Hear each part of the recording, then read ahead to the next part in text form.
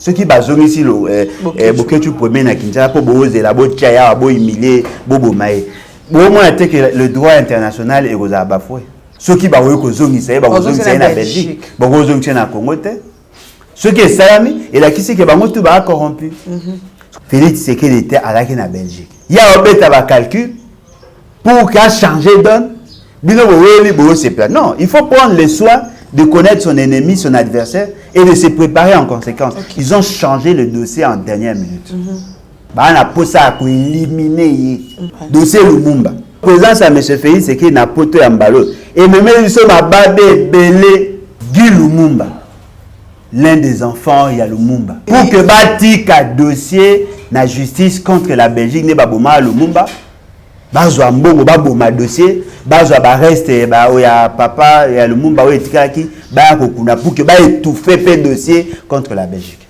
Félix c'est que ata soki boina famille wana ata soki boina Congo tina niveau yo la Belgique na mona Etienne Tshisekedi ba sangani ba komi pressé à kokunda ligne ya ba reste ya Lumumba parce que ba moni qu'il faut ba étouffer pour que mambwane ça. Non non non non non non non non, nous voulons la justice. C'est pas comme ça on doit humilier un peuple. Pas jusqu'à ce niveau. Bon continuer le gouvernement ôté. Ba warrior yo ba comme ba mibenga ba homo. C'est-à-dire ba ça so ba tuna ba film noir.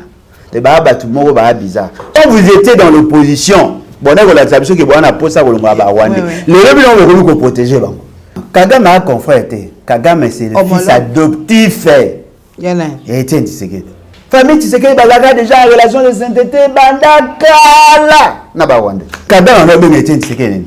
Papa, la RTNC n'est pas au service de la population. Mais le réseau ça n'a pas zaïli. Bateau ba fitijaka ba fewana. Quand ils étaient dans l'opposition, aujourd'hui ils font la même chose. RTNC comme pratiquement cellule de réflexion et IDPS. Et ali radio télé du peuple T. Non, Timo Msou ba kolongola hymne national. Ba koyo tchaka hymne ya PPRD, ya IDPS.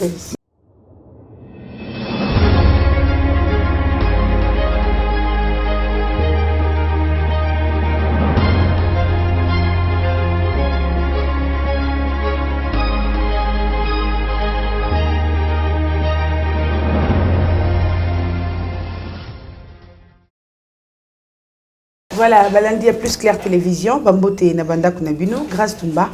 Une fois de plus, Nabanda Kunabino, le numéro est Sikana, Papa Alain Bolodjoa, Tomega Kosolo Lanae, ma Kambouetali politique et la République démocratique du Congo, pourquoi pas aussi, il y a ville province à Kinshasa, Mokolo moi samedi, puis ce qui n'a pas passé, il y a comment on a ma volcan, et c'est là qui n'a pas Mukuna Goma, Tomega Kosolo Awa, na Papa Alain Bolodjoa, pourquoi pas aussi, RTNC et du Fizaki en moté.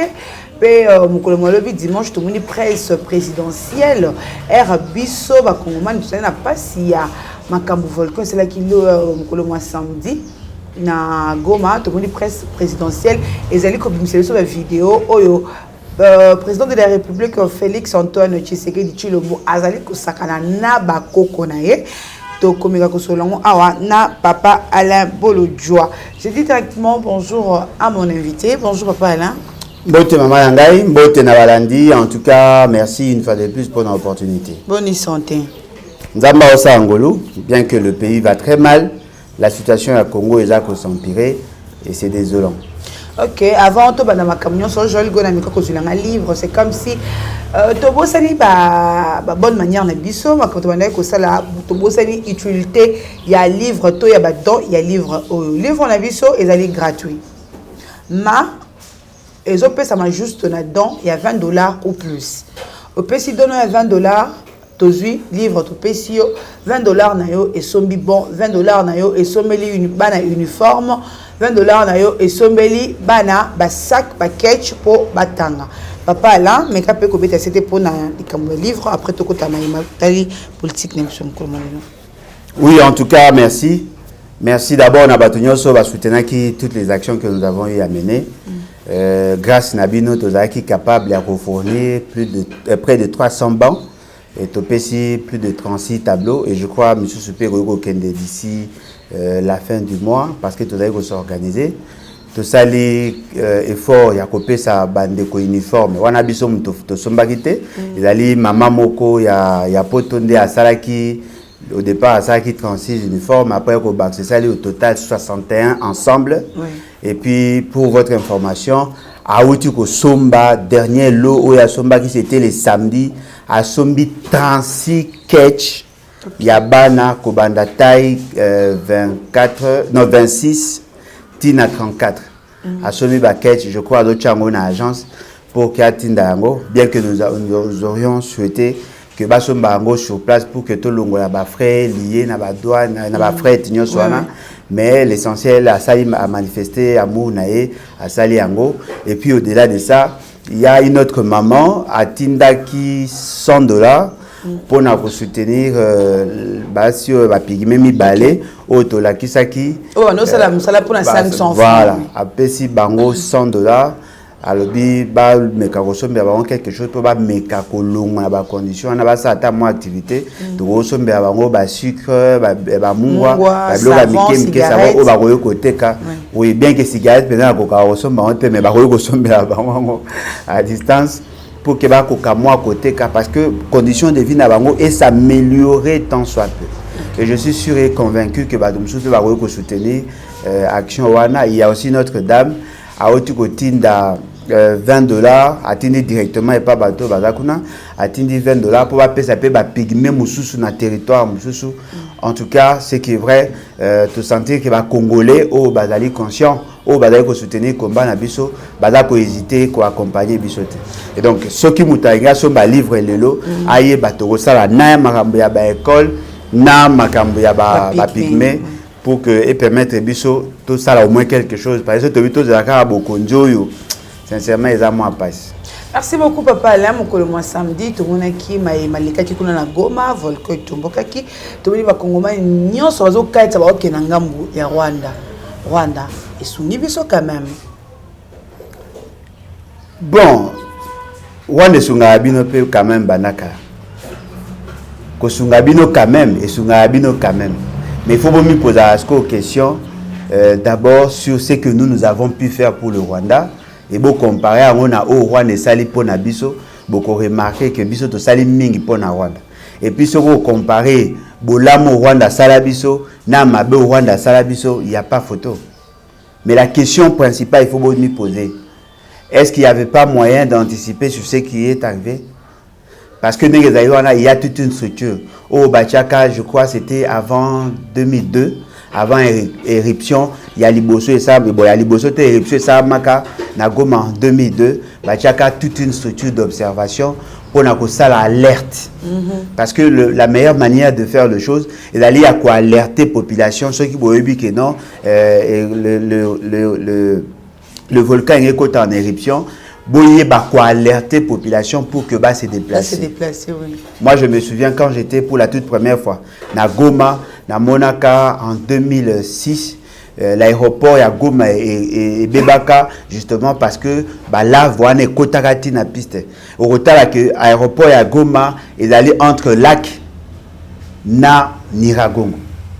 Il allé parmi bah sites ils allé exposé et la plupart ya banda ko tout autour voilà en bois.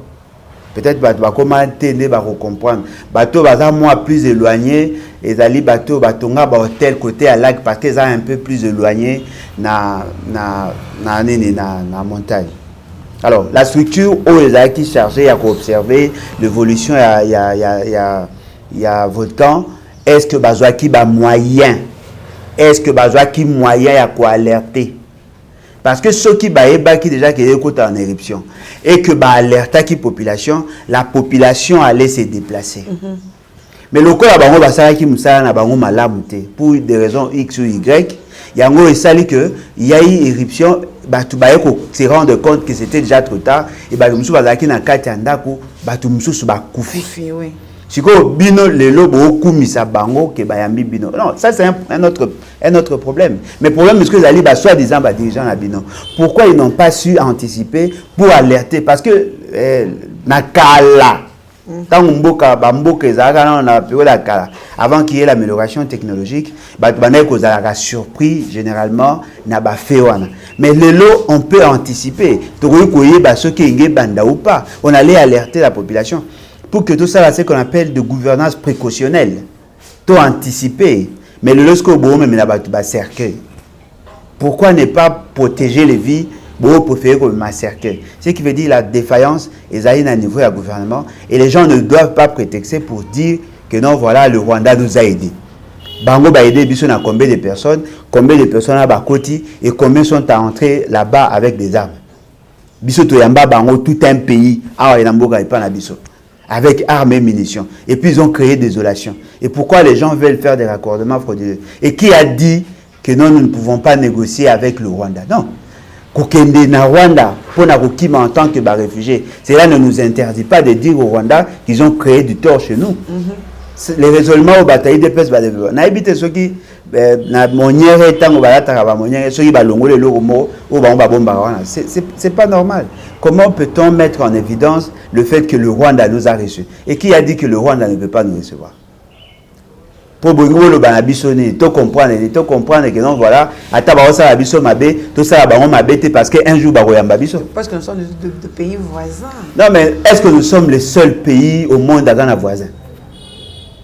Est-ce que Pékisara, les États-Unis, a menacé Mexique? Est-ce que c'est un pays voisin? Et vous pensez que si nous avions un gouvernement sérieux, notre population est Rwanda? C'est justement parce que le pays est mal organisé. C'est justement parce qu'ils ont été défaillants. Il y avait possibilité, il y a qu'à déplacer Bango. Parce que là, Douana et Kendara, ils auraient Goma Mobimbate. Ils auraient une partie. On pouvait déplacer la population. On n'était pas obligé d'aller au Rwanda. Et cela aussi ne veut pas dire que ce qui fait c'est qu'il y a un président sérieux, qui est capable de ramener à l'ordre Kagame, ça les rompt automatiquement le rapport. Et qui vous dit qu'aujourd'hui, ceux qui ont sali guerre en Rwanda, il a ici la relation avec ici. Non. Nous pouvons faire la guerre au Rwanda tout en ayant la possibilité, il y a reconnu sur le plan diplomatique, puis il y a reprendre à Bosolo. Il y a Zobouma Bissot. Est-ce que si Bissot tout un ambassadeur? Ce n'est pas le fait que Baosa a non. Tokoki kozongi c'est la bango dans le principe il y a réciprocité mabo basali biso tout en gardant à l'esprit l'éventualité ou la possibilité il y a qu'on négocier. La France et la Belgique, la France et l'Allemagne basala ba guerre, la France a été humiliée pendant des années avant signer un traité à Versailles. La France a fait la guerre à l'Allemagne et quand la France et les alliés basali guerre en Allemagne.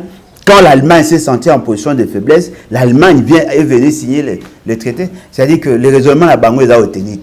Donc les a encore moi bâtiment bien. C'est quand même décevant. Papa là bolo joa mukuluka kaya samedi na Goma, moto zeli ko pela ezo ko punja na volcan.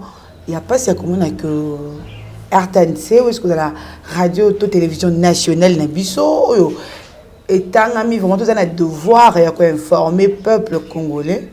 C'est comme si bazaki na bango informer te na makambo ezali ko lekana na ngambo ya Goma, mais France 24 kuna ezali ko diffuser yango c'est-à-dire négligence to ko boya ko sala musala nezo saro. Non, au moni ce qui est déplorable ezali que la RTNC azali il est azali au service des institutions. Voyez-vous? C'est-à-dire que bango ceux qui ici bango qui sa image à Félix c'est que on attend du pourquoi ils vont le faire parce que il y a un service il y a une institution bango bala ezali radio télé du peuple radio télé du peuple ezali la kisa makambo ya peuple bango bala kisa makambo ba institution bangi bala kisa au comment la même chose IDPS a la manifestation le coup là membre IDPS ne bazali ba chef institution ba kozwa ba antenne nani équipement na bango surtout ba kokende ko couvrir activité à IDPS parce que IDPS est ali proche na ba institution. La RTNC n'est pas au service de la population mais le réseau ça n'a pas ezali bateau ba fitijaka ba fewana quand ils étaient dans l'opposition aujourd'hui ils font la même chose. RTNC comme pratiquement cellule de réflexion à IDPS. La quasi-majorité à programme Nabango, elle est centrée essentiellement sur Félix Tshisekedi, sur sa famille, sur sa femme, les enfants, sur ses copains, ses copines, ses cousins, ses cousines, ses épouses, ses épousettes. Et devant cette réalité-là, la RTNC ne peut pas être au service de la nation. Il faut passer à l'effort, Au départ, tant que bah non, Félix Tshisekedi, il veut gérer autrement la RTNC, image. Mais il faut seulement voir qu'est-ce que l'on ne voit pas dans la RTNC. Comment on a tongo tipo quoi, kaka Félix. Apparemment, non, Timon Moussou va relongola l'hymne national. Va relongola l'hymne, il y a PPRD, il y a IDPS. C'est quand même décevant. Voilà. Et là, comme je peux aller, le fait seulement que Baza aliéné dans l'institution, ils n'ont pas la capacité d'aller chercher l'information. Okay. Est-ce que vous savez que dans toutes les chaînes, dans Congo, où ils allaient mieux implanter la RTNC, la RTNC a des représentations dans toutes les provinces. Oui, oui. Toutes les provinces. Sur le Goma, il y a RTNC là-bas. Ce qui veut dire que Badaki a la possibilité, il y a cause d'information. Aujourd'hui, avec la nouvelle technologie, au gros ça, il a ta téléphone. Aux autres passer en direct dans RTNC. C'est possible. Mais pourquoi ça la ramote? C'est justement parce que Baza trop borné. Au moment où bateau, Baza a esprit à innovation, Baza fonctionne à RTNC. Bateau, Bazali, plus conservateur par rapport à la philosophie RTNC, il y a des vieux au Baza, il attend à 75 ans, mais directeur. Non, mais vous avez un âge à retraite. Et puis, la nomination, il y a aussi sur base de la politique. Vous posez la question, qui gère aujourd'hui la RTNC? Mais là, au monde, il y a une nuancée. Il y a que on ne peut pas interdire à Félix Tshisekedi, il y a cause à temps, il y a cause de ça, il faut faire la part des choses. Il a le droit, il y a cause de c'est bon. Parce qu'il y a Moutou, il ne vit pas que pour nous, il vit aussi pour ses enfants. Famille, donc, à cause de on a détente et tout ça. Mais est-ce nécessaire de prendre les vidéos à vie privée naïe où ils allaient lier à l'institution on a RTNC. Non, on peut comprendre que vous avez un cadre que non, voilà, la vie en famille, tout ça, non, mais ils allaient que bino RTNC. Bon, on a ça makambo ya famille naïe, non, voilà, aliaga ntakamade suna na fufu alingara mingi bito. Ça ce n'est pas ça le rôle RTNC. En plus c'est pas un peu il faut mon jour ni va distribuer va diffuser. Donc samedi éruption Salamina Goma on se croyait rediffusion au dimanche nango. Non mais parce que Monique Bango va aller au service à Félix Tshisekedi. Na RTNC au monde a même ba o maquiller Félix Tshisekedi et les gars na RTNC. Ata Félix Tshisekedi a autant moi na ba jardin. C'est pas comme ça. Hein, il faut ba Luka ba sauver ba aider biso. Vous savez quand nous avions critiqué la gestion RTNC dans le passé, Kabila s'était résolu de créer ses propres chaînes. Oui. Sur la télé 5 ans, ça c'est son problème. Et la chaîne privée, la RTNC c'est la chaîne, il y a une institution.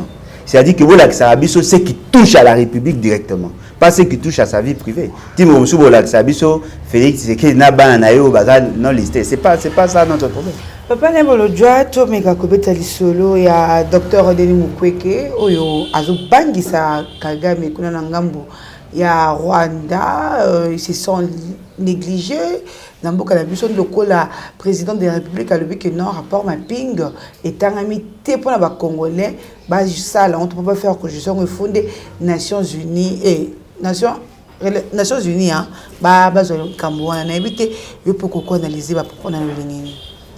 Bon, en tout cas, il faut reconnaître qu'il y a une certaine évolution dans le raisonnement à M. Félix Tshisekedi.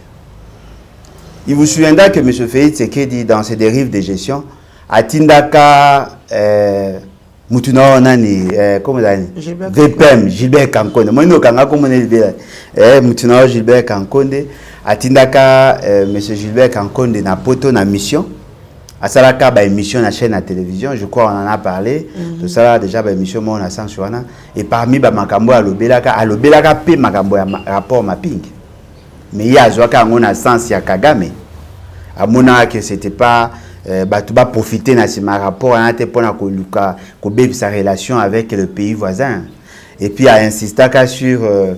Le fait que poursuivre les gens ça peut avoir une incidence sur le fonctionnement de l'État. Alors que la meilleure manière de faire, c'était plutôt d'opter pour une autre manière de faire la justice.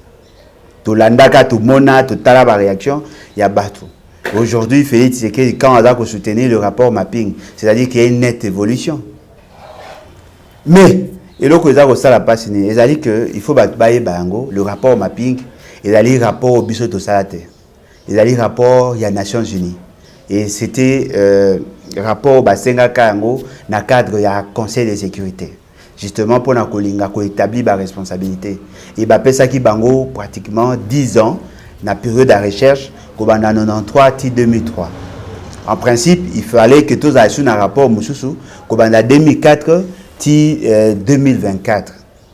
Pardon, en 2004-2024, ça allait aussi nous aider. 2021, ça allait aussi, ou 2020, ça allait aussi nous aider. Il y a plus d'informations par rapport à ce qui s'était passé. C'est-à-dire 2004 à 2014, 2014 à 2020, justement pour que tu établisses la responsabilité. Parce que le Congolais, Bakoufi et Béli. Oui. Nous sommes sujets du droit international. Ce qui fait de nous des membres de la communauté internationale. Et lorsqu'il y a des normes, il y a des lois qui sont établies au niveau international, qui ne s'appliquent pas chez nous, eh bien, ça donne l'impression que les Nations Unies, on élabore, on établit un rapport. Dans ces rapports, on établit la responsabilité. Ce qui veut dire qu'en réalité, les Nations Unies, c'est que ces rapports est à la prise en compte dans leur pratique, dans sa faisabilité, pour que Bissoto espérer la justice internationale.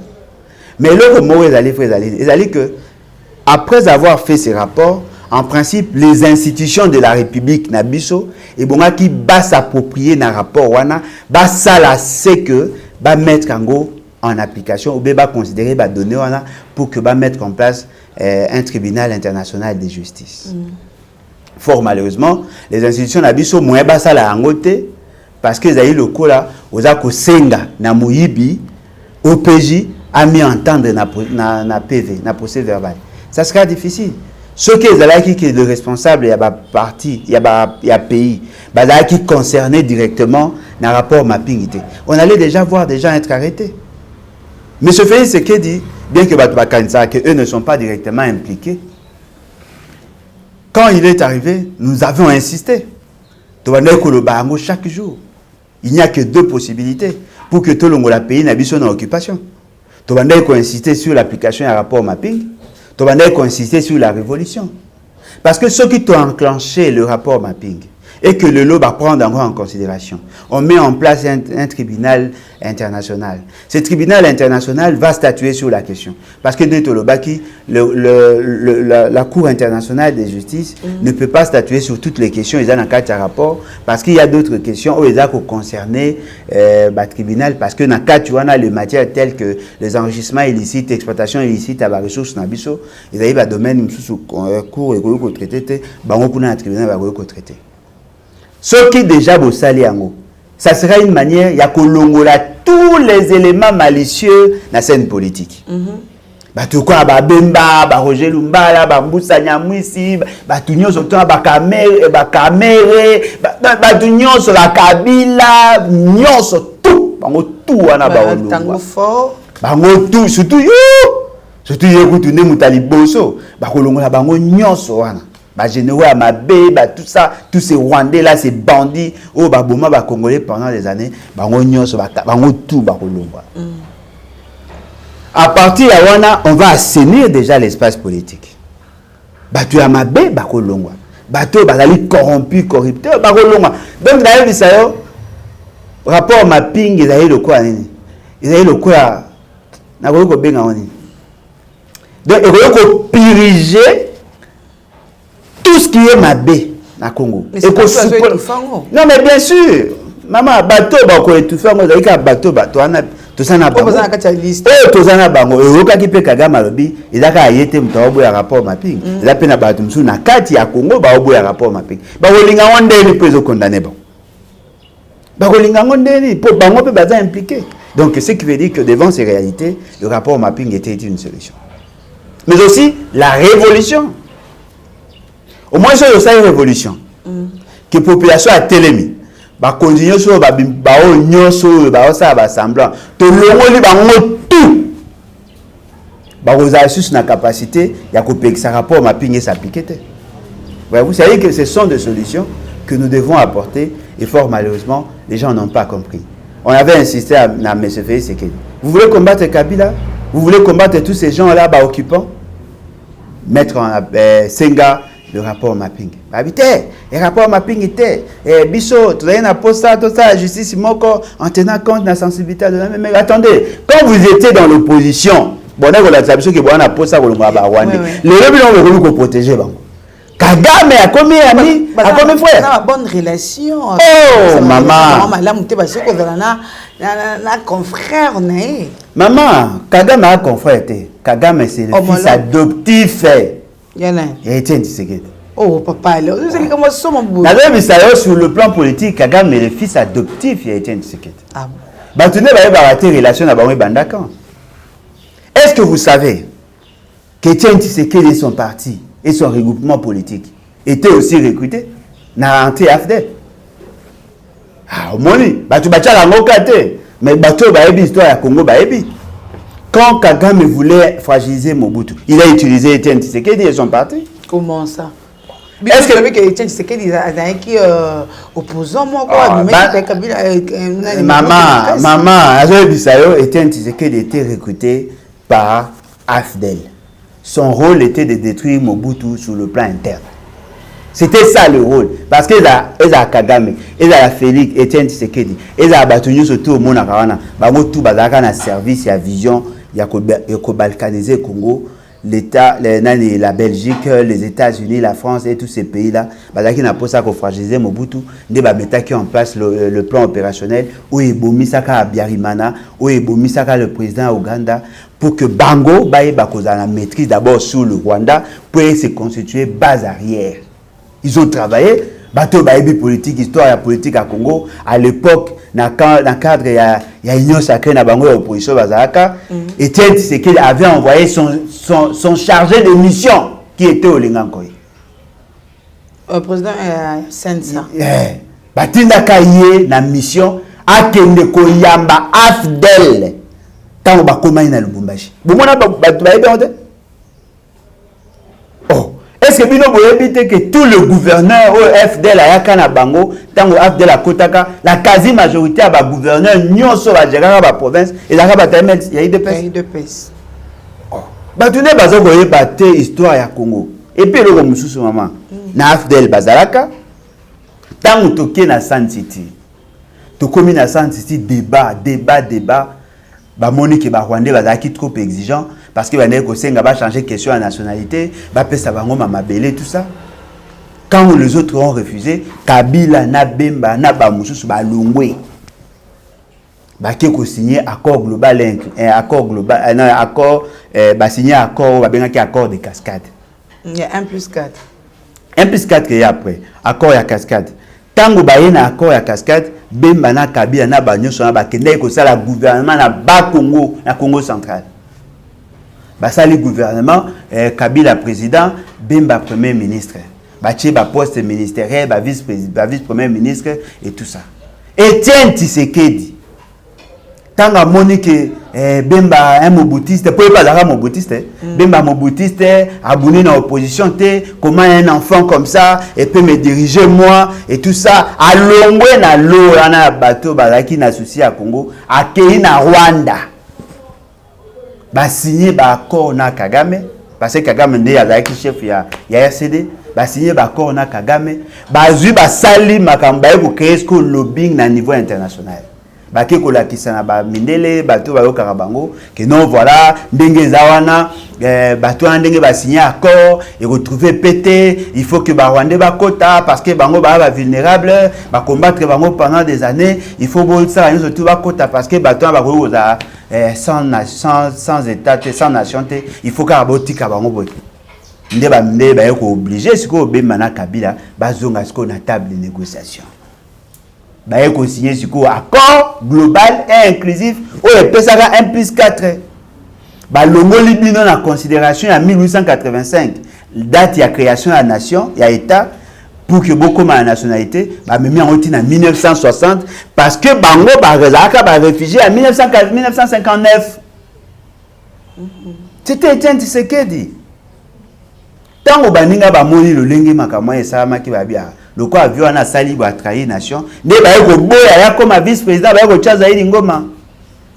Au moins ils sont ça politique bien, il faut connaître l'histoire, il faut connaître Batouana et sika ba outi et loko ba sala. Soko yebi bango te, au moins quoi ba sans tous les lo. Ba sans tout temps. Famille tu sais que balaga déjà en relation de sainteté bandakala na ba wande. Donc que Félix n'est comme toi yobi, parce qu'on en poisse. Oh. Ouais, ndeko ya na été. Bon mais ba sur le plan idéologique ba papa morote. Kada on a bien été c'est papa. Hein? Bon quand dans la archive, et après monsieur ate nyo sote ko moko tango na YouTube. Bon lukaka bo mona. Bota ce qui s'était passé na Sun City. Merci beaucoup papa na bolodjo avato silisa émission so mokolo mwalelo. To me rappelle ko beta mo lisolo ya Bokechwa Yambo oyo ba kangaki ye makamulike les grands guerriers. Oh non, 6 ans et 5 ans de prison à Futa. Makamukili kili papa na dossier Bokechwa ba côté on a simate ouais. Beto moi virunga te ouais.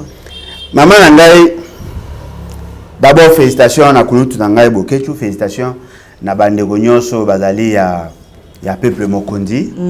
Et puis félicitations na bandeko nyonso bazali victime d'intolérance. Il faut te bango eloko moko faire la politique au Congo ou faire la politique tout court dans un pays le quoi ba biso boy. Vous a pembe na prison, vous a pembe na cimetière ko banga nokutu elo mote. Soko moni ko kabilo wana mi balete tika na ndako. C'est-à-dire que ayebaki que un jour elo ka boy e koma. Yango moni yemoko azara déjà préparé. Il a félicité pour la moni ba ne batanga.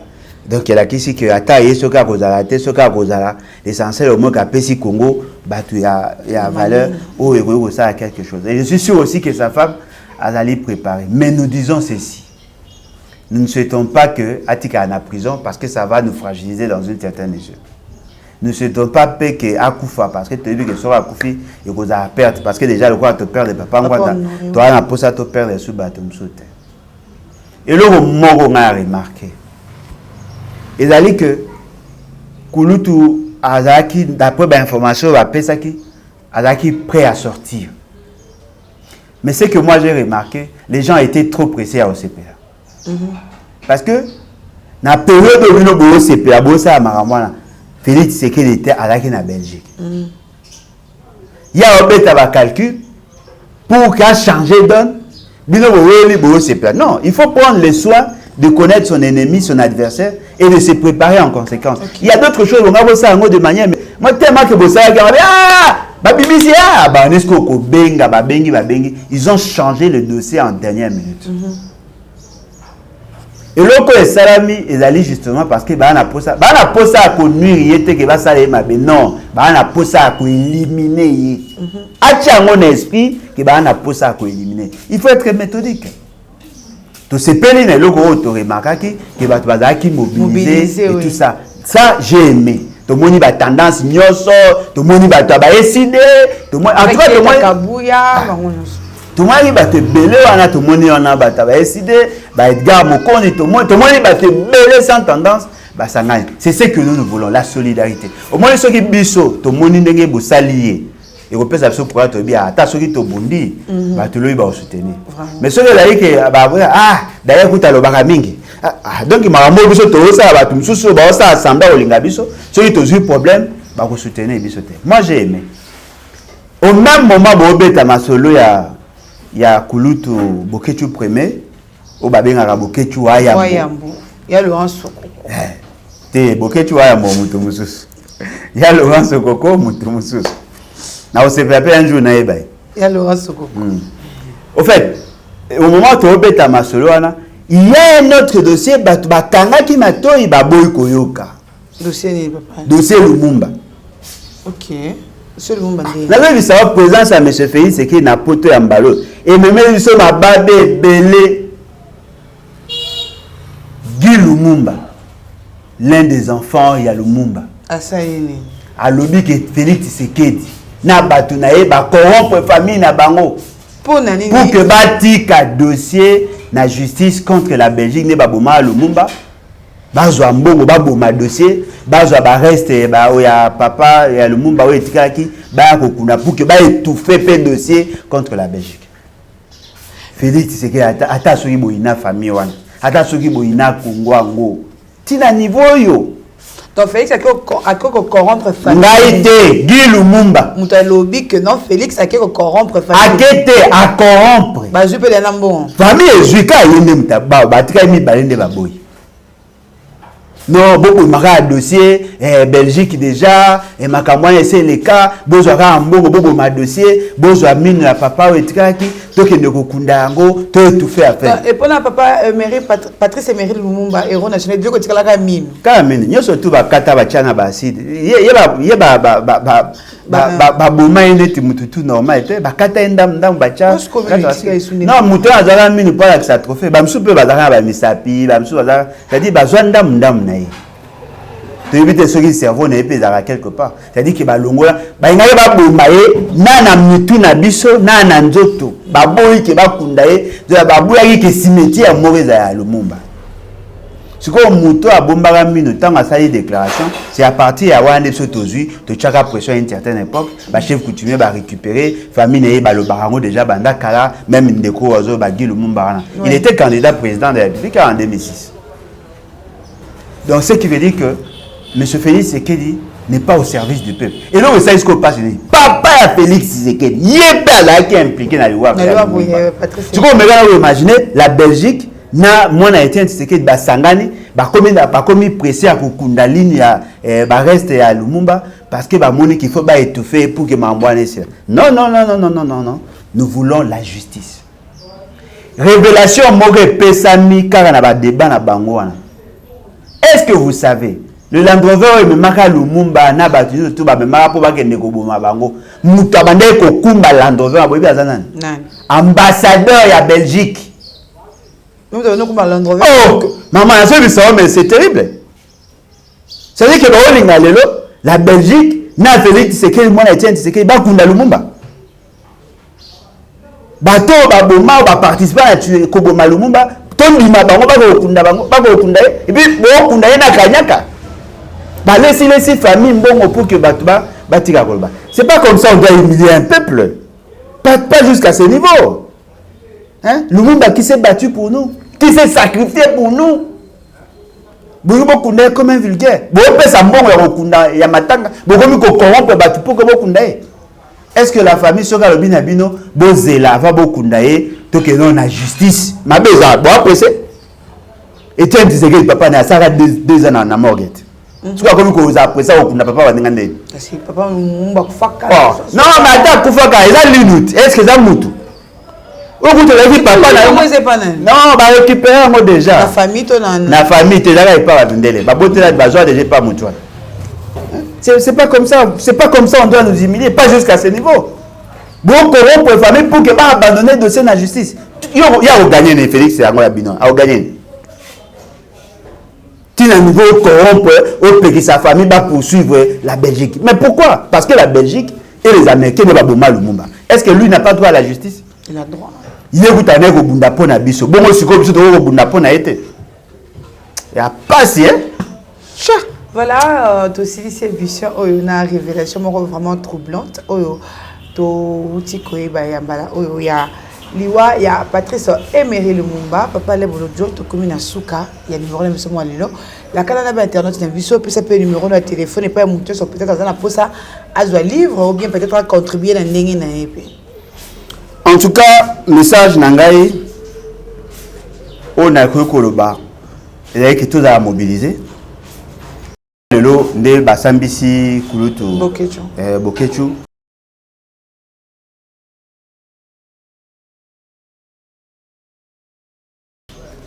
peut libérer, à garder na France ou bien na Belgique, ça sera aussi ça, bon, ça ne sera pas une bonne chose, mais au moins que ça va bien.